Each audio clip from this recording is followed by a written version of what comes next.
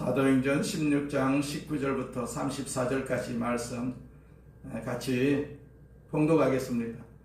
여종의 주인들은 자기의 수익에 소망이 끊어진 것을 보고 바울과 실라를 붙잡아 장터로 관리들에게 끌어갔다가 상관들 앞에 데리고 가서 말하되, 이 사람들이 유대인인데 우리 성을 심히 요란하게 하여 로마 사람인 우리가 받지도 못하고 행하지도 못할 풍습을 전한다 하거늘 무리가 일제히 일어나 고발하니 상관들이 옷을 찢어 벗기고 매로 치라 하여 많이 친 후에 옥에 가두고 간수에게 명하여 든든히 지키라 하니, 그가 이러한 명령을 받아 그들을 깊은 옥에 가두고 그 발을 차고에 든든히 채웠더니 한밤중에 바울과 실라가 기도하고 하나님을 찬송하며 제수들이 듣더라. 이에 갑자기 큰 지진이 나서 옥터가 움직이고 문이 곧 다 열리며 모든 사람의 매인 것이 다 벗어진지라. 간수가 자다가 깨어 옥문들이 열린 것을 보고 죄수들이 도망한 줄 생각하고 칼을 빼어 자결하려 하거늘 바울이 크게 소리 질러 이르되, 이 몸을 상하지 말라, 우리가 다 여기 있노라 하니 간수가 등불을 달라고 하며 뛰어들어가 무서워 떨며 바울과 실라 앞에 엎드리고 그들을 데리고 나가 이르되, 선생들이여 내가 어떻게 하여야 구원을 받으리까 하거늘 이르되, 주 예수를 믿어라, 그리하면 너와 내 집이 구원을 받으리라 하고 주의 말씀을 그 사람과 그 집에 있는 모든 사람에게 전하더라. 그 밤 그 시각에 간수가 그들을 데려다가 그 맞은 자리를 씻어주고 자기와 그 온 가족이 다 세례를 받은 후 그들을 데리고 자기 집에 올라가서 음식을 차려주고 그와 온 집안이 하나님을 믿음으로 크게 기뻐하리라. 아멘. 나라를 사랑하시기 바랍니다. 제가 월남전에 좀 참석을 했었는데 눈만 뜨면 태극기만 보여요. 태극기만 보여요. 사무실에도 태극기가 있고 아침에 일어나면 또 조기식 해가지고 태극기 보고 또 저녁에 학위식 한다고 또 태극기 보고, 그래서 태극기만 보면은 저는 마음이 웅크려가지고 이렇게 거리에 가도 태극기만 보면은 눈물이 날 정도입니다. 이 나라가 태극기가 상징인데 그 태극기를 우리가 항상 마음속에 담고 국가 기념일 같은 데는 태극기를 또 개장을 하고, 그래서 우리 집에는 태극기가 굉장히 많이 있어요. 큰 태극기도 있고 벽걸이 큰 태극기도 있고 또 뭐 안테나에 달려있는 그런 태극기도 손에 들고 다니는 태극기도 있고 태극기가 많이 있습니다. 나라를 사랑하는 마음을 가지고 이 나라가 지금 어려운 가운데 있기 때문에 나라와 민족을 위해서 많이 기도하시기 바랍니다. 나라가 공산주의가 사회주의가 되게 되면요, 이 자유주의에 물들었던 모든 사람들이 수많은 사람들이 죽임을 당합니다. 베트남도 마찬가지였어요. 월맹이 월남을 장악할 때 월남의 사람들은 많이 죽었어요. 그리고 지금도 월남 사람들은요 출세를 못합니다. 공무원을 못합니다. 안 시켜줍니다. 월맹 사람들만 공무원을 하고요, 그 공무원들은 대대로 이어갑니다. 이 대대로 주차 관리하는 사람도요 계속해서 자녀 대대로 이어갑니다. 천대까지 이어가는 것을 볼 수가 있어요. 우리나라도 그런 정신을 가지고 지금 이 나라를 흔들고 있는 사람들이 많이 있어요. 내가 국회의원이다 그러면 장악을 하게 되면 내가 아들도 국회의원 되고요, 누가 시험도 치고도 않습니다. 투표도 안 합니다. 선거도 안 합니다. 무조건 계승합니다. 무조건 계승합니다. 그렇기 때문에 나라가 서야만이 우리가 자유로운 그런 삶을 살아갈 수가 있기 때문에 이 나라가 어려움을 당하지 않도록 우리 예수 믿는 사람들이 많이 기도하고 많이 기도해서 반드시 이 나라가 자유 대한민국으로 굳건히 여기 서서 하나님의 뜻을 이루는 그러한 복된 나라가 되기를 우리는 간절히 소망도 하고 또 기도도 해야 될 줄로 믿습니다. 자, 바울과 실라가 옥에 갇힌 일이라는 제목으로 같이 은혜를 나누고자 합니다. 자, 세상 사람들의 관심은 언제나 돈에 있어요. 돈. 많은 얘기를 하는데 가만히 들어보게 되면 결국은 돈 얘기입니다. 돈 얘기. 사람들은 이익이 생기게 되면요 무슨 일이든지 합니다. 그러나 이익이 없으면 아무리 좋은 일이라도 그 시시하게 그렇게 여깁니다. 왜 점쟁이가 됩니까? 그 깊은 속을 보면 그가 한 사람의 인생에 관심이 있었다기보다는 돈을 벌기 위해서 점을 칩니다. 왜 많은 사람들이 점을 칠까요? 그것도 진리대로 살고 싶어서가 아니고 무언가를 쉽게 많이 얻기 위해서라고 볼 수가 있습니다. 돈을 더 많이 벌고 싶거나 아니면 미래에 대한 더 안전한 보장을 얻으려는 생각들 때문에 점을 보고 우상을 숭배하는 것입니다. 오늘 본문에 보면 점을 치는 한 여자가 있었다라고 성경에서 기록을 하고 있어요. 그 점 치던 여자는 이 바울과 실라의 전도 때문에 점을 치는 그 귀신이 나가서 이제 더 이상 점을 칠 수가 없게 되었어요. 이 점쟁이를 데리고 있던 주인들은 당황할 수밖에 없었지 않겠어요? 왜 그렇습니까? 그들의 수입에 소망이 끊어졌기 때문이죠. 그들이 점치는 여자를 데리고 있었던 것은 인류 복지나 문화나 무슨 사회에 공헌하기 위해서가 아니었어요. 오직 돈을 벌기 위한 목적이었어요. 그런데 그 돈벌이를 이룬 것입니다. 점을 칠 수가 없으니까. 자기들이 데리고 있는 점쟁이들이 점을 칠 수가 없으니까 돈을 벌 수가 없는 것입니다. 그래서 그들은 바울과 실라를 박해하고 감옥에 넣기로 결심을 합니다. 행정관청에 고발을 합니다. 그게 19절 말씀입니다.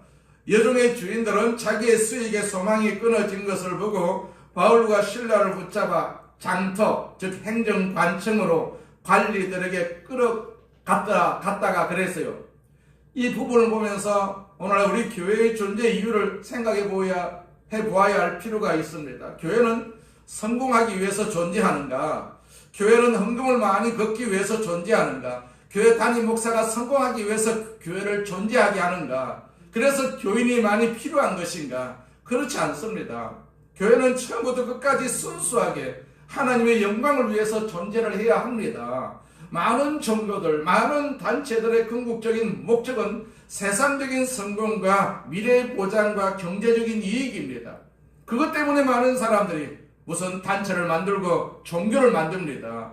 점치는 여자의 주인들도 예외는 아니었어요. 바울과 실라는 결국 체포를 당합니다. 당시에는 그 빌립보뿐만이 아니라 그 주변 지역 일대가 거의 로마의 식민지였어요. 그리고 로마는 늘 반란을 두려워할 수밖에 없었지 않겠어요? 그 유대인들도 반란을 일으킬 소지가 있었기 때문에 로마인들은 유대주의를 굉장히 경계했습니다. 그 유대 사람들이 모이고 어떤 단체를 꾸미는 것을 굉장히 경계를 했어요.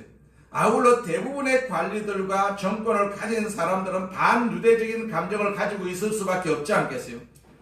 그래서 바울과 실라를 관원들에게 끌고 간 사람들은 이런 정치적인 분위기를 이용을 합니다. 그 20절 말씀에 보니까 상관들 앞에 데리고 가서 말하되 이 사람들이 유대인인데 우리 성을 심히 요란하게 하여. 그들은 바울과 실라를 상관들 앞에 데리고 가서 먼저 이 사람들은 유대인이다 라고 말합니다.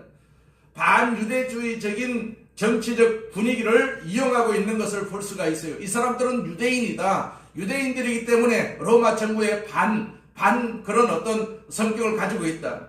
그리고 이 사람들이 우리의 성을 요란하게 한다라고 말했습니다. 자기들의 이익이 끊어져서 데리고 왔다는 말을 하지 않고 정치적인 이유를 들어서 바울과 실라에게 교묘히 죄를 덮어 씌우는 것이죠.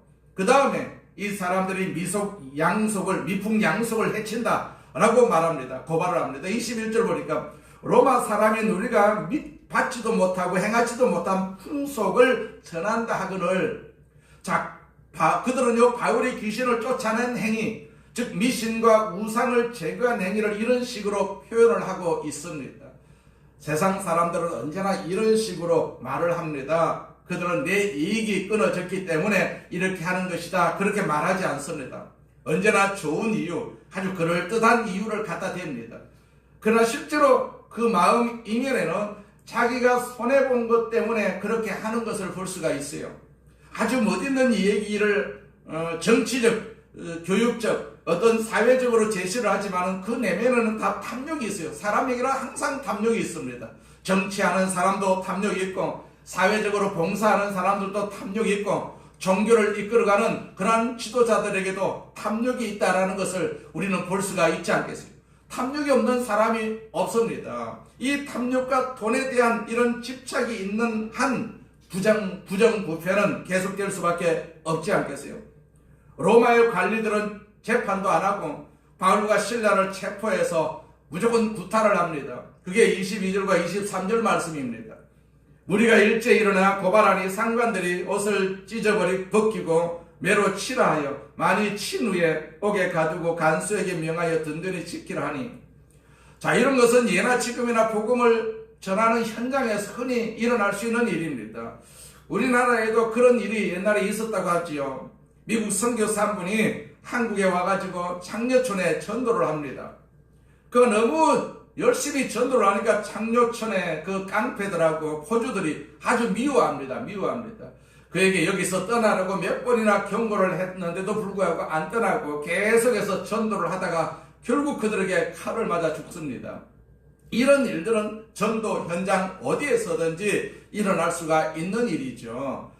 자, 바울과 실라는 체포를 당한 후에 옷이 찢기고 구타를 당했습니다. 그리고 발이 차고에 채이고 감옥에 갇혔는데, 그것도 아주 깊은 튼튼한 감옥에, 지하 감옥에 갇혔어요. 얼마나 기가 막히고 억울했겠어요. 얼마나 힘들고 고통스러웠겠습니까? 바울은 소아시아에서 전도할 때도 돌에 맞아 죽을 뻔한 적도 있었습니다. 사람이 죽은 줄을 알고 성 밖에 내던질 만큼 심하게 돌을 맞았던 기억도 있습니다.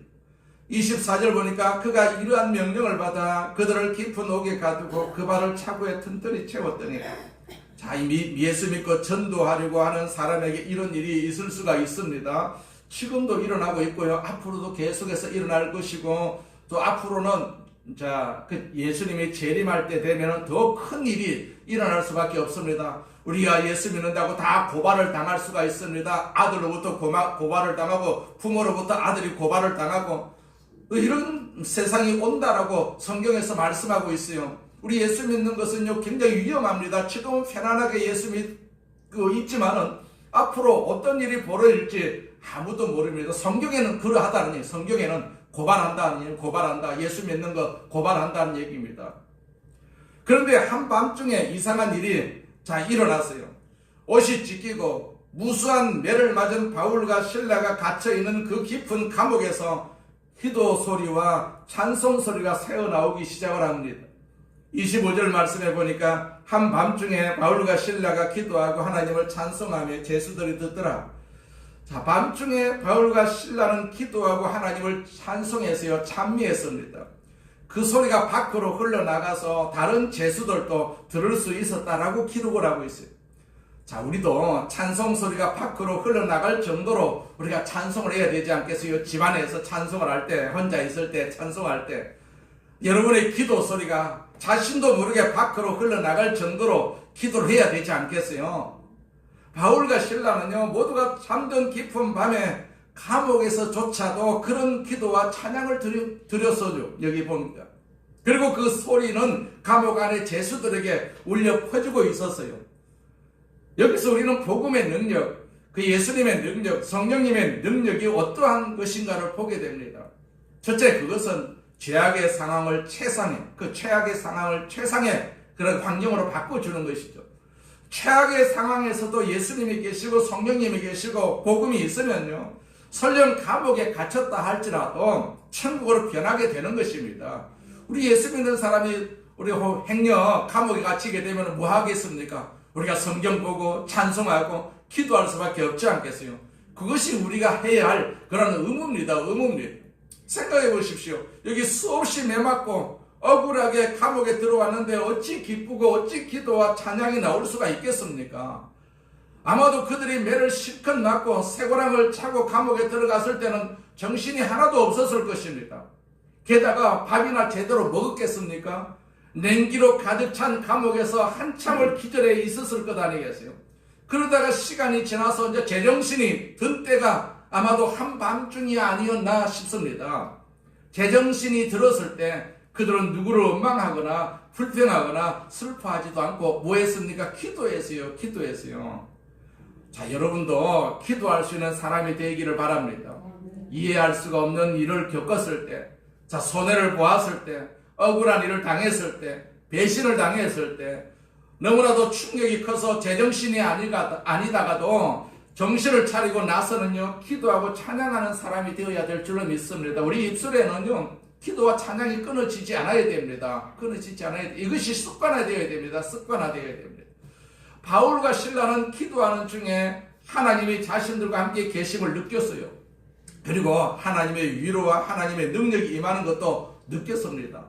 그들은 그 고난 가운데에서도 하나님은 나의 하나님이라는 사실을 더욱더 강하게 느끼고 가슴이 따뜻해지는 듯 했어요. 그래서 하나님을 찬양하기 시작하는 것을 볼 수가 있습니다. 그들은 감옥이 지옥이었지 않겠어요? 천국으로 만든 것입니다. 찬양으로 기도로 천국을 만든 것입니다. 초막이나 궁궐이나 내 주 예수 모신 곳이 그 어디나 하늘나라라는 찬양의 가사처럼 우리도 항상 있는 곳에서 천국을 만들어야 됩니다. 환경은 불안할 수밖에 없지 않겠어요? 이 세상도 지금 불안한, 우리나라가 지금 얼마나 불안한 상황입니까? 그럴 때 우리는 찬양하면서 살아야 될 줄로 믿습니다. 찬양하면서 천국을 우리가 만들어야 되지. 세상 사람들은 천국을 만들겠어요? 천국을 절대로 못 만듭니다. 세상 사람들은 오히려 지옥을 만들지 않겠어요? 무슨 마약이다, 무슨 중독이다, 이런 것들은 다 지옥을 만드는 그런 행태라고도 볼 수가 있습니다. 이런 가운데 우리는 천국을 만들어야 될 줄로 믿습니다. 교회가 이 세상을 천국으로 만들고 우리 성도들이 스스로 천국을 만들고 이 사회를 변화시키는 천국의 도구가 되어야 될 줄로 믿습니다. 우리가 혹시 어려움을 겪고 있습니까? 상황이 좋지 않습니까? 그렇다면 바울과 실라처럼 오히려 기도하고 찬송으로 그 최악의 상황을 천국으로 만드시기를 바랍니다. 천국을 만들 수 있는 그런 능력이 우리에게 있습니다. 왜냐하면 우리에게 천국이 있기 때문에 그러하다는 얘기입니다. 기도하고 찬양하면 그 모든 최악의 상황이 복된 상황으로 변화될 것입니다. 고난도 없고 핍박도 없는 것이 복입니까? 만사 형통하고 아무 문제가 없으면 복입니까? 아니지 않겠어요? 그래도 때문에 받는 고난이 있고 복음과 함께 이렇게 받는 고난이 있습니다. 때로는 예수님 때문에 손해도 보지만은 그러면서도 기뻐하고 감사하는 것, 이것이 참된 그리스도인이라고 볼 수가 있는 것이죠. 우리가 찬송가 370장 가사를 하십니까? 주 안에 있는 나에게 딴 근심 있으랴 전날의 한숨 변하여 내 노래 되었다. 그런 찬송이 있지 않겠어요? 이런 간증이 우리에게도 있기를 주의 이름으로 축원을 드립니다. 지금은 우리가 억울함을 당하고 고난을 겪고 있지만 그래도 주님이 우리의 노래입니다. 우리의 기도이십니다. 그렇기 때문에 우리는 지금 여기에서 하나님의 은혜를 누리면서 찬양하면서 감사할 수가 있지 않겠어요? 우리 성도가 적다 할지라도 하나님께서 우리에게 주신 그러한 교회이기 때문에, 성전이기 때문에 이 성전에 와서 마음껏 찬양하고 마음껏 은혜를 누리려고 애를 쓰고 힘을 쓰시기를 바랍니다. 작다고 우리가 무시해버리고 그냥 별 생각하지 아니하면 은혜가 받을 수가 없지 않겠어요? 교회는 하나님이 계시는 성전이기 때문에 큰 교회나 작은 교회나 하나님이 계시거든요. 이 자리에 하나님이 계시는 것입니다. 그렇기 때문에 우리가 하나님의 은혜를 누리면서 찬양하고 감사하는 그러한 시간을 가지시기를 바랍니다. 두 번째는요, 복음은 하늘의 기적과 능력을 가져옵니다. 자, 바울과 실라가 환경을 두려워하지 않고 기도하고 찬양할 때 무슨 일이 생겼습니까? 아주 놀라운 일이 생겼어요. 놀라운 일이 생겼습니다. 26절 말씀 보니까 이에 갑자기 큰 지진이 났어. 옥토가 움직이고 문이 곧 다 열리며 모든 사람의 매인 것이 다 벗어진지라. 기적이 일어났죠. 기적이 일어났습니다. 우리가 이 말씀을 해석할 때 명심해야 할 것이 있는데 그것은 기적이 항상 일어나지 않는다는 얘기입니다. 그러나 기적이 항상 일어나는 것은 아니다 할지라도 하나님이 필요하다고 생각을 한다면 반드시 일어납니다. 기적은요. 그러므로 오늘날 우리에게도 기적은 분명히 일어날 수가 있다는 사실을 우리가 믿고 신앙생활을 해야 될 줄로 믿습니다. 그리고 그 기적을 다 체험하시기를 주의 이름으로 축원을 드립니다. 우리가 노아 시대 그 홍수 사건, 바벨탑 사건, 홍해가 갈라지는 그러한 사건, 광야에서 일어났던 수많은 사건, 여리고 성이 무너진 사건 등 이루 헤아릴 수 없이 많은 기적을 하나님이 행하셨음을 우리는 성경을 통해서 볼 수가 있습니다. 또한 예수님도 친히 기적을 행하셨어요. 성령님도 마찬가지로 놀라운 초자연적인 일들을 행하십니다. 심지어 죽은 사람도 살아났던 기적들도 충분히 우리는 성경을 통해서 보았지 않겠어요? 그러나 우리가 기적을 생각할 때 조심해야 할 것은 하나님이 우리에게 기적만 주시지 않는다는 사실입니다. 기적이 계속되면 무엇입니까? 그것은 자연스러운 일일 수밖에 없는 것이죠. 자연스러운 일. 하나님 우리가 사는 이 세상에 자연의 질서를 주셨어요. 자연의 질서를. 우리가 뭐 봄이 오고 여름이 오고 가을이 오고 겨울이 오고 이것도 기적이거든요. 기적입니다. 다른 나라들은 또 어떤 나라는 여름만 계속되고 겨울만 계속되는 나라 있지 않습니까? 그런 나라에 비하면 우리나라가 정말로 사계절이 주신 것에 대해서 우리 가만히 생각해보면 이것도 하나님의 기적이다라는 사실입니다. 자, 우리가 숨을 쉴 수 있는 이 공기를 주셨다. 이 세상에 이거 기적이다라는 얘기, 기적이다라는 사실입니다. 기적입니다. 그러나 그 자연의 질서를 가만히 생각해보면 모든 것이 기적이 아닌 것이 하나도 없지 않겠어요. 매일 해가 뜨는 것도 기적이고요. 호흡할 수 있는 공기가 주어진 것도 기적입니다. 이 모든 자연의 질서와 우리가 살아가는 원리를 따지고 보면 하나도 기적이 아닌 것이 없습니다. 이 얼마나 놀랍습니까? 그래서 우리는 살면서 기적 속에서 살고 있다. 그러면 우리는 항상 찬송할 수밖에 없고 항상 감사할 수밖에 없지 않겠어요.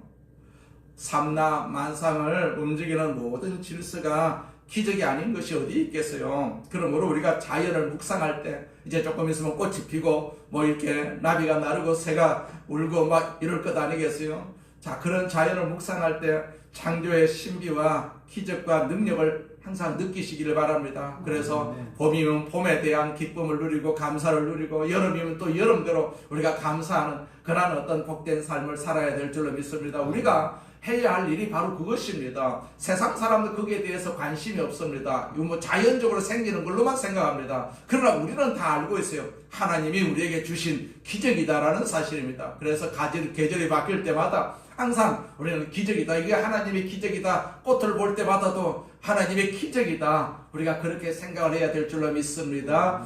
자, 한편 자연 속에 기적을 주신 하나님은 그것을 초월해서 초자연적인 기적도 베푸시는 분이십니다. 자, 바울과 실라가 기도하고 찬송을 하고 있을 때 하나님은 초자연적인 역사를 일으킬 필요를 느끼셨어요. 그래서 한밤중에 호련히 큰 지진을 일으켰습니다. 바울이 지진이 일어나게 해달라고 부탁하지는 않았습니다. 그런데 그 지진이 일어났어요. 그리고 옥토가 흔들리고 사람들이 묶여있던 이 차구가 풀렸습니다. 온문이 또 저절로 열렸습니다. 이런 일들은 오늘날 우리에게도 충분히 일어날 수가 있습니다. 자, 하나님이 필요하다고 느끼시면요, 우리가 기도하면 이런 기적이 반드시 일어날 수가 있습니다. 안전병이도 일어나고 눈먼 사람이 눈을 뜨고 귀가 열리고 죽은 자가 살아나는 사도행전적인 그런 기적들이 오늘 우리에게도 충분히 있을 수가 있습니다. 그러나 기적이 항상 일어나는 것은 아니죠. 기적이 매일매일 일어난다면 현기적이 일어날 수밖에 없지 않겠어요. 우리에게는 자연적으로 사는 것이 참 좋은 것입니다. 그것이 하나님의 축복입니다. 이 모든 것이 다 하나님의 축복이다라고 생각하는 그런 마음을 가지고 사는 것이 축복이죠. 그렇지만 특별한 은혜가 필요할 때도 있죠. 하나님은 그때 또 특별한 은혜를 특별한 목적을 가지고 우리에게 베푸신다라는 사실을 우리는 기억해야 될 줄로 믿습니다. 이 사도행전에 일어났던 여러 가지 기적은요, 이 세상에도 충분히 일어나는 것을 우리는 간증을 통해서도 알 수가 있지 않겠어요? 자, 바울과 실라만 기적을 일으키는 것이 아닙니다. 우리 권사님도 기적을 일으키고 우리 집사님도 기적을 일으킬 수가 있습니다. 모두가 다 이런 기적을 일으킬 수가 있습니다. 내가 기도하면 하나님 은혜에 흠뻑 우리가 빠지게 되면 이런 기적이 우리 입술을 통해서도 우리 행동을 통해서도 나타나게 된다라는 사실을 우리는 기억을 해야 될 줄로 믿습니다. 자, 세 번째는 하나님의 능력은 영혼을 구합니다. 자, 사도 바울과 실라가 옥중에서 성령 충만해가지고 기도를 하고 찬양을 들을 때 무슨 일이 일어났습니까? 한 영혼이 결과적으로 구원을 받았습니다. 그 가정이 구원을 받았어요. 그 가족들이 다 구원을 받았어요. 먼저 27절을 보겠습니다. 간수가 자다가 깨어 옥문들이 열린 것을 보고 죄수들이 도망한 줄 생각하고 칼을 빼어 자기를 하려 하거늘. 자, 감옥을 지키는 한 간수가 있었어요. 자고 있었던 것을 보면 이 간수는 한밤중에 일어나 기도하고 찬송을 부르는 두 죄수에게 별로 신경을 쓰지 않았던 것 같습니다. 아마 찬송 소리를 들었어도 참 이상한 사람들 다 있네. 저렇게 매를 맞고 아픈데 왜 찬송을 할 수가 있었나? 그렇게 생각하면서 그냥 잠들었을 것입니다. 자, 그런데 갑자기 지진이 나고 옥토가 흔들려서 일어나 보니까 제수들의 옥문이 다 열려 있는 것이었어요. 얼마나 놀랐겠어요. 제수가 탈옥을 하면 그 책임이 간수 자신에게 있다는 사실을 너무나도 잘 알고 있는 그는 자포자기하는 심정으로 칼을 빼어서 자살을 하려고 합니다. 자살, 어차피 죽을 수밖에 없지 않겠어요? 간수를 지키지 못했기 때문에 그 책임으로 죽을 수밖에 없는데, 그래서 자기가 칼을 빼가지고 자기를 하려고 했습니다. 그때 바울이 큰 소리로 간수가 자살하려는 것을 막았어요. 28절 말씀, 바울이 크게 소리 질러 이르되 네 몸을 상하지 말라, 우리가 다 여기 있노라 하니, 만약에 바울이 자기의 이익을 챙기려고 했거나 이런 어떤 탐욕이나 목적이 있어서 복음을 전하고 오게 갇혔다면 아마 지금 옥문이 열린 그때야말로 도망갈 수 있는 절호의 기회였다라고 볼 수가 있지 않겠어요? 아, 하나님이 우리를 도망가게 하려고 옥문을 열어주셨구나, 그렇게 생각하고 도망갈 수밖에 없었지 않겠어요? 그러나 바울의 목적은 그것이 아니었어요. 그는 돈을 벌거나 우선 이익을 챙기려 하거나 어떤 인간적인 욕심이 있어서 그렇게 한 것이 아니었어요. 전도하는 것이 아니었어요. 자, 그렇기 때문에 감옥을 떠날 수가 없었다는 얘기예요. 감옥을 떠날 수가 없었다. 양심상 감옥을 떠날 수가 없지 않겠어요? 바울의 관심은 오직 예수님이었어요. 그래서 그는 자기를 하려고 하는 간수를 향해서 큰 소리로 말합니다. 당신의 몸을 해하지 마시오. 우리가 도망가지 않고 여기 있으니 안심을 하십시오. 바울과 같은 상황에서 이렇게 말할 수 있는 사람이 바로 예수 믿는 사람입니다. 그리스도인입니다. 피난 갈 수가 있음에도 불구하고 안 갈 수 있는 사람이 그리스도인입니다. 그리스도인입니다. 이익을 챙길 수가 있음에도 불구하고 이익을 챙기지 않을 수가 있는 사람이 그리스도인입니다. 그 29절부터 30절까지 봅니다. 간수가 등불을 달라고 하며 뛰어들어가 무서워 떨며 바울과 실라 앞에 엎드리고 그들을 데리고 나가 이르되 선생들이여 내가 어떻게 하여야 구원을 받으리이까 하거늘. 자, 인간적인 두려움과 간수로서의 책임감 때문에 자살을 하려고 했던 그 간수는 사도 바울이 부르는 소리 때문에 충격을 받았어요. 그리고 그 충격은 급기야 그가 가지고 있던 인간적인 모든 두려움, 즉 지진이 일어나서 옥토가 흔들리고 감옥 문이 열려서 제수가 도망갔다는 현실적인 시간을 뛰어넘어 가지고 그로 하여금 새로운 세계로 진입하게 하는 것을 볼 수가 있어요. 간수는 이제 지진이 일어난 것, 무슨 옥문이 열린 것, 제수가 도망가는 것에 대한 관심을 넘어서서 전혀 다른 차원의 그 문제에 관심을 갖게 되는 것을 봅니다. 다시 말하면 이런 사건들을 통해서 하나님에 대해서 눈을 뜨게 된 것이죠. 간수가 하나님을 지금까지 몰랐는데 제수들이 도망가지 아니하고 가만히 있는 것을 보고 하나님에 대한 눈을 뜬 것입니다. 간수는 바울의 소리를 듣고 등불을 들고 뛰어들어가서 제수가 도망가지 않았구나 안심한 것이 아니라 바울과 실라 앞에 그냥 무릎을 꿇었어요. 무릎을 꿇었습니다. 그리고 엉뚱한 말을 하지 않겠어요? 선생들이여 내가 어떻게 하여야 구원을 받을 수가 있겠습니까? 자, 이것은 간수 자신도 전혀 예상하지 못했던 무릎이지 않겠어요? 드디어 그가 하나님에 대해서 눈을 뜨게 되는 순간입니다. 찰나입니다. 이처럼 우리가 세상에 살면서 겪는 많은 사건들은요, 하나님 나를 볼 수 있는 계기가 되기도 하지 않겠어요? 교통사고를 당했을 때 그 교통사고를 통해서 하나님을 만나게 되는 경우가 있습니다. 병이 들었거나 사업의 어려움을 겪었을 때 그 사건이 하나님을 더 깊이 생각하고 신앙의 수준을 한 단계 뛰어넘는 계기가 되기도 하지 않겠습니까? 우리가 예수 믿을 때 다 그냥 자연적으로 예수 믿은 것은 아니지 않겠어요? 어떤 문제가 있었기 때문에 그 문제로 인해 가지고 예수를 우리가 믿게 된 것 아니겠습니까?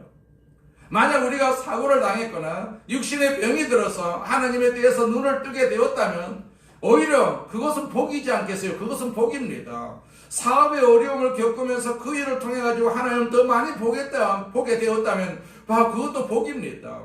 지진이 난 것은 간수에게 복이 되었어요. 복이 되었습니다. 하나님에 대해서 또 구원에 대해서 눈을 뜨는 계기가 되었기 때문에 간수에게는 큰 복이었어요. 현재 우리에게는 많은 문제가 있습니다. 가정의 문제도 있고 직장의 문제도 있고 이 사회에서 겪는 그런 많은 문제들이 우리를 힘들게 하는 것은 사실입니다. 그러나 하나님은 우리가 그 문제들 안에 있기보다는 그 문제를 통해 가지고 하나님을 만나기를 원하고 계신다라는 사실입니다. 그래서 그것들을 허락하신 것입니다. 우리는 나라가 이렇게 어려울 때 한탄만 하고 있는 것이 아니라 우리 누구를 원망하고 불평할 것이 아니라 하나님 앞에 기도해야 된다는 얘기입니다. 왜 많은 교회를 세워주셨습니까? 큰 교회를 세워주셨습니까? 많은 성도를 하나님께서 택하여 주셨습니까? 이렇게 어려울 때 기도하라고 그렇게 세워주신 줄로 믿습니다. 과거에 우리나라가 어려울 때마다 교회를 통해서 그 어려움을 이긴 것 우리는 다 기억하고 있지 않겠어요? 기도하는 사람들을 통해서 사회적인 여러 가지 병폐를 이기고 국가적인 그런 문제도 다 이긴 것을 우리는 볼 수가 있지 않겠어요? 그래서 우리는 이런 문제를 놓고 그냥 불구경하듯이 그냥 구경만 할 것이 아니라 우리는 열심히 기도해야 될 줄로 믿습니다. 이 나라가 속히 안정되게 해 주시옵소서. 자유 대한민국으로 굳건하게 서게 해 주시옵소서. 이참에 공산주의가 떠나가고 사회주의가 떠나가고 하나님께서 세우신 이 자유 대한민국이 되기를 우리는 간절히 소망해야 될 줄로 믿습니다. 자유 대한민국이죠. 자유 대한민국. 간수는 놀라운 사건이 벌어진 상황에 직면해가지고 바울과 실라에게 질문을 했습니다. 선생님들, 내가 어떻게 해서 해야만이 구원을 받을 수가 있습니까? 사실 이 질문의 답은 우리 인간이 가진 모든 문제를 해결하는 열쇠가 되지 않겠어요? 그에 대한 답이 오늘 보면 31절에 나오죠. 이르되 주 예수를 믿으라. 그리하면 너와 내 집이 구원을 받으리라. 이제 옥중에서의 지진 사건은 전혀 다른 차원의 사건으로 전환이 되어서 구원의 문제를 다루게 되었어요. 주 예수를 믿으라. 그리하면 너와 네 집이 구원을 받으리라. 이것이 간수의 심각한 질문에 대한 바울의 대답이었어요. 그리고 그것은 우리의 모든 문제를 해결하는 답이기도 합니다. 주 예수를 믿으면 너와 내 집이 구원을 받는다. 이것은 성경 말씀이고 하나님 말씀입니다. 그런데 우리가 내가 교회를 다니고 예수를 믿어도 아직도 내 형제들이 부모들이 예수를 안 믿고 있다. 이것은 나에게 문제가 있습니다. 그들에게 문제가 있는 것이 아니라 나에게 아직도 내가 기도하지 못하고 있구나. 내가 내 부모들을 위해서, 부모를 위해서, 아니면 내 형제들을 위해서, 자식들을 위해서 내가 아직도 기도가 부족하구나. 이런 것 때문에 사실은 아직도 내 가정에 구원이 이르지 못하고 있다라고도 볼 수가 있지 않겠어요? 반드시 주 예수를 믿으라. 그리하면 너와 내 집이 구원을 받는다라고 말씀을 하셨죠. 이건 하나님 말씀이거든요. 하나님 말씀입니다. 자, 우리의 교육 문제를 어떻게 해결할 수가 있겠습니까? 주 예수를 믿으면 됩니다. 예수를 믿으면 됩니다. 우리의 통일 문제를 어떻게 해결할 수가 있습니까? 주 예수를 믿으면 됩니다. 정치 문제를 우리가 해결할 수가 어떻게 해결할 수가 있습니까? 그것도 대답이 바로 주 예수를 믿으면 됩니다. 주 예수를 믿으면 됩니다. 자, 마찬가지로 우리가 주 예수를 믿으면 우리가 주 예수를 믿지 못하는 그런 어떤 과정도 있다라는 거 볼 수가 있지 않겠어요? 교회가 크고 자, 교회가 그렇게 많은데도 불구하고 통일 하나를 이렇게 우리가 만들지 못하는 것은 교회가 문제입니다. 어떤 사상의 문제가 아니라 교회가 문제다라는 사실을 우리가 알고 있어야 될 줄로 믿습니다. 주 예수를 생각하라. 주 예수를 바라보아라. 주 예수를 의지하라. 주 예수를 영접하고 그만 신뢰하라. 이것이 우리가 가진 모든 문제의 해결책입니다. 해결책입니다. 그런데 우리는 개인적으로 욕심이 많아가지고 탐욕이 많아가지고 그 탐욕 때문에 교회가 어려움을 당하고 교단이 어려움을 당하고 그러는 것을 볼 수가 있지 않겠어요? 왜 교단이 하나가 되어야 되는데 왜 날마다 이렇게 어긋나고 날마다 이렇게 분리가 됩니까? 욕심 때문에, 자기들의 가진 욕심 때문에, 그 지도자들의 욕심 때문에 그러하다라는 얘기입니다. 그 욕심이 계속해서 이렇게 번성하게 되면 통일 문제도 어렵고 나라의 문제도 어렵고 사회적인 문제도 어려워질 수밖에 없지 않겠어요? 자, 더 나아가서 바울은 주 예수를 믿으면 그 자신뿐만 아니라 그의 가족까지도 구원을 얻게 된다고 했어요. 자, 우리는 여기서 구원의 두 차원을 볼 수가 있어요. 자, 내가 구원받는 것은 나 하나만 구원받는 것이 아니다. 나의 가족도 구원받는 것이다 라는 말씀이거든요. 더 확대하게 되면 이 말은 내가 구원받으면 내 사회도, 우리 사회도 구원받고 우리 민족도 다 구원받는다 라는 말입니다. 그리고 내가 구원받으면 전 세계가 복을 받을 수가 있게 된다는 얘기입니다. 하나님이 아브라함에게 하신 말씀이 그 뜻이지 않겠어요? 너로 말미암아 너와 내 자손에게 복을 주겠고 너를 통하여 민족을 축복하겠다, 그 말씀을 하셨지 않겠어요? 우리 모두에게 이러한 영적 자부심이 있어야 됩니다. 영적 자부심이 있어야 됩니다. 나 때문에 우리나라가 복을 받는다. 나 때문에 세상이 변할 것이다. 이런 자부심이 우리에게 있어야 됩니다. 우리에게 있어야 됩니다. 믿음이 크면요, 이런 자부심이 생길 수밖에 없습니다. 자, 이것은 우리 자신이 우상이 된다는 뜻이 아닙니다. 하나님이 나를 사용을 하신다는 얘기입니다. 내가 믿음이 있으면 하나님 나를 사용하신다라는 얘기죠. 자자, 손손, 수천대에 이르기까지 내가 이 복을 너에게 주겠다. 하나님이 이렇게 우리를 축복을 하십니다. 이 얼마나 놀라운 메시지입니까? 얼마나 놀라운 메시지입니까? 이제 32절 말씀을 통해서 구원과 말씀의 관계를 보겠습니다. 자, 주의 말씀을 그 사람과 그 집에 있는 모든 사람에게 전하더라 그랬어요. 바울은 구원받은 사람에게 즉시 말씀을 가르쳤어요. 자, 전하더라 그랬죠. 전하더라. 말씀은 구원의 기초가 되기 때문에 그러합니다. 말씀이 없는 구원은 미신이 되기가 쉽습니다. 며칠 지나면 사라질 수가 있습니다. 그래서 바울은 간수와 그 가족들에게 말씀을 가르쳤어요. 말씀을 가르쳤습니다. 우리가 큰 교회는 새 성도가 오게 되면 반드시 과정이 있지 않겠습니까? 말씀을 공부하는 과정이 있습니다. 말씀이 그 마음속에 새겨져 있어야만이 결코 교회를 떠나지 않고 계속해서 믿음 생활을 할 수가 있다는 얘기죠. 여러분이 다 구원 받으셨다면 말씀을 읽으시기 바랍니다. 말씀이 우리 가정에 다 있지 않겠어요? 성경을 묵상하고 그 성경을 공부하시기 바랍니다. 하나님의 말씀을 통해서 우리의 구원이 얼마나 든든한 것인가를 알게 될 때 우리의 믿음은 흔들리지 않게 될 것입니다. 사도 바울과 실라는 그 즉시 말씀을 가르쳐 주었어요. 이제 마지막 구절을 보겠습니다. 34절과 34절 말씀. 그 밤 그 시각에 간수가 그들을 데려다가 그 맞은 자리를 씻어주고 자기와 그 온 가족이 다 세례를 받은 후에 그들을 데리고 자기 집에 올라가서 음식을 차려주고 그와 온 집안이 하나님을 믿음으로 크게 기뻐하니라. 다시 말하자면 구원받은 이후 첫 번째로 해야 할 일은 성경을 공부하는 것이죠. 말씀을 공부하는 것. 구원받은 것으로 끝나면 큰일 납니다. 말씀을 통해서 계속해서 성장을 해야 되지요. 그래야 어떤 공격이 와도 우리의 구원이 흔들리지 않는다는 얘기입니다. 로마서 10장 17절에 보니까 그러므로 믿음은 들음에서 난다. 들음은 그리스도의 말씀으로 말미암는다. 그렇게 말씀하고 계시지 않겠어요? 말씀을 듣고 난 후에 간수는 그 다음에 무엇을 했습니까? 첫 번째로 바울을 데려다가 그의 맞은 자리를 씻어 주었어요. 이것은 회개라고 볼 수가 있지 않겠어요? 내가 상처 준 사람을 치유해주고 회복시키는 것입니다. 우리는 여기서 너무나도 아름다운 모습을 볼 수가 있지 않겠어요? 이제는요, 바울과 간수가 제수와 간수의 관계가 아니고 한 형제가 되었어요. 한 가족, 그리고 한 친구가 되었습니다. 친구 관계가 되었어요. 두 번째는 그는 온 가족과 함께 세례를 받았어요. 침례를 받았어요. 온 가정이 구원을 받게 된 것입니다. 주 예수를 믿으라. 그리하면 너와 내 집이 구원을 받으리라. 그 말씀이 이루어진 것이죠. 세 번째는 그는 바울 일행을 데려다가 음식을 대접합니다. 대접한 간수는 음식을 나눈다는 것은 잔치하는 것이죠. 잔치라는 것은 축제지요. 교제와 축복을 나누는 것입니다. 예수 믿고 구원받는 것은 축복입니다. 축제입니다. 큰 축제입니다. 이보다도 더 큰 축제가 어디 있어요? 천국 가는데, 내가 천국 가는데. 그렇잖아요. 자, 그리고 나서 어떻게 했습니까? 크게 기뻐하니라 그랬어요.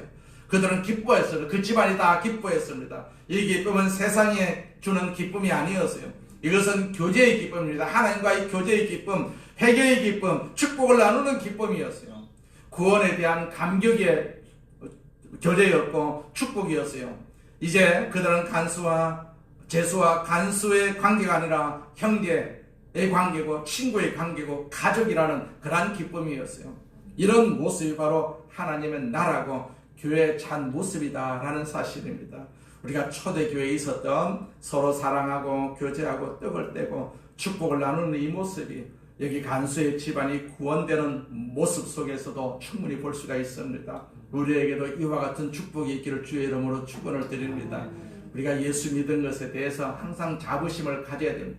사람들로부터 우리에게 무시를 당하고 멸시를 당한다 할지라도 내가 하나님을 가지고 있는 이상 그런 무시 소용이 없습니다. 나는 당당하게 그 멸시를 받을 수가 있는 그런 능력이 있습니다. 왜 능력이 있습니까? 내 가운데 하나님이 계시기 때문에 그러하다라는 얘기입니다. 그렇기 때문에 우리는 예수 믿는 이 즐거움과 이 기쁨과 이런 어떤 모습을 가지고 하나님을 항상 찬송하고 감사해야 될 줄로 믿습니다. 하나님이 우리를 택하신 것은 감사하라고, 찬양하라고, 하나님께 감사하라고, 찬양하라고. 그래, 하나님께서 우리를 선택해 주셨기 때문에 가만히 입술을 닫고 있으면 하나님이 싫어하실 수밖에 없지 않겠어요? 자, 그렇기 때문에 우리는 날마다 기뻐하고 즐거워하고 찬양하고 죽더라도 기뻐하는 그런 어떤 모습으로 우리가 신앙생활을 해야 될 줄로 믿습니다. 전능하신 하나님 아버지 감사합니다. 하나님께서 우리를 사랑하시고 우리를 축복하심을 감사합니다. 하나님의 자녀로 삼아주심을 감사합니다. 아버지, 날마다 이 세상에 살면서 이런 험한 세상 속에서도 기뻐하고 즐거워할 수 있는 힘을 우리에게 주심을 감사합니다. 하나님이 성령으로 오늘 오셔서 우리를 위로하시고 우리를 돕고 계심을 우리는 믿습니다. 그 도움을 통해서 우리 날마다 기뻐합니다. 주님 오시는 날까지 기뻐하고 즐거워해서 이 기쁨과 즐거움이 우리 가족께, 우리 모든 가정에 넘치는 역사가 있게 하여 주셔서 이 간수의 가정처럼 다 예수 믿고 구원받는 그러한 역사가 있게 하여 주옵소서. 예수님의 이름으로 기도드립니다. 아멘. 우리 말씀을 생각하시면서 동성으로 한번 기도하겠습니다. 할렐루야. 전능하신 하나님